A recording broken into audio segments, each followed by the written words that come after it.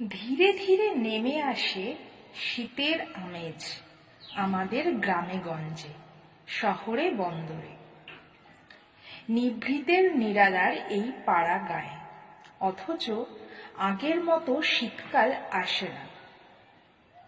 যে সকল শীতকাল ছিল স্বপ্নের সুতোয় আঁকা নকশি কাঁথার মতো আদুরে রঙিন, শিশিরে ভেজানো কালো গ্রাম কুয়াশায় ঢাকা, নদীর জলের বুক থেকে ধোঁয়ার কুণ্ডলী পাখা মেলে উড়ে যেত প্রভাতের ইশারায়।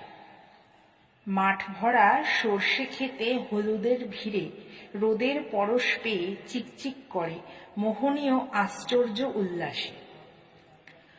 পুকুর পাড়ের আম গাছে পাখিদের কিচিমিচি আনন্দের চিৎকার,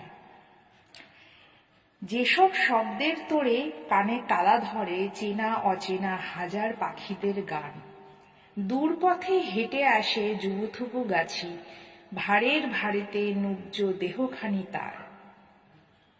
খেজুর রসের হাঁড়ি দুভারে ঝুলিয়ে ঘন কুয়াশার মসৃণ মশারি ছিঁড়ে স্বপ্ন পুরুষের মতো হেঁটে আসে ভিন গাঁও হতে। পিতলের গ্লাসে মেপে দিতেন খেজুরের রস, প্রতি গ্লাস মাপ ঠিক আধা সের ধরে। সেসব শীতল খেজুরের রসে জাদু মাখা যেন।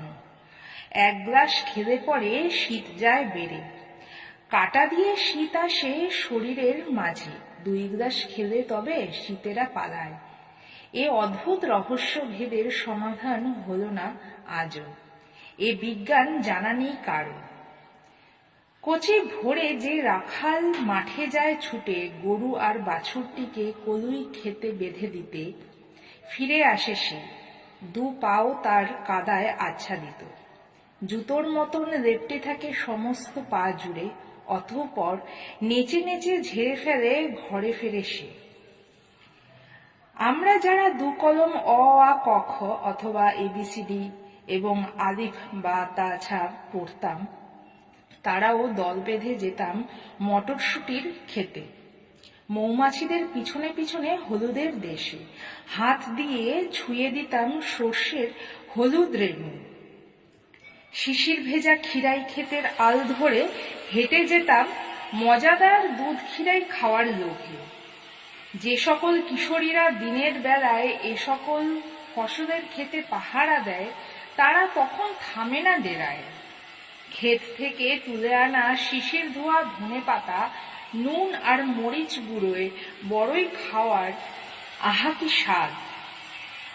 গনগনে আগুনের চুলোর পাড়েতে বসে খেজুর রসের গুড়ে চিতই পিঠার আস্বাদন, অথবা ছিট পিঠা আর মুরগির পাতলা ঝোলের ঝাল।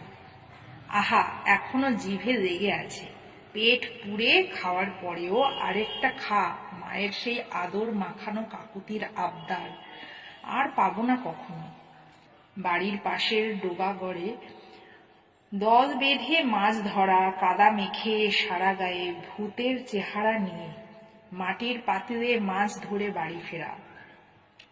মাটির যে পাতিল রয়েছে সেখানে মায়ের কঠিন রাগ শাসনের সুর, যেন পৃথিবীতে মাছ ধরা বড় অপরাধ। গরম পানিতে ডলে ডলে ধুতে ধুতে আদরের শাসন চলত অনেকক্ষণ ধরে। শীতকালে মুড়ি ভাজা উৎসব ছিল যেন। সিদ্ধ হস্তা মুড়ি কারিগর গরম বালিতে চাল ছড়িয়ে কি এক অপূর্ব কৌশলে ঘুরিয়ে ফিরিয়ে অন্ধকার কালচে বালির উষ্ণতা থেকে স্বপ্নের মতো সুন্দর সাদা সাদা মুড়ি বের করে নিত।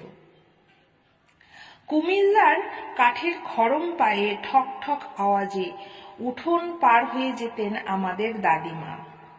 এ ঘর থেকে ও ঘরে ফোকলা দাঁতে মুড়ি চিবুতে পারতেন না তিনি, তাই পাটাতে পুতায় ছাতু করে দিতে হতো।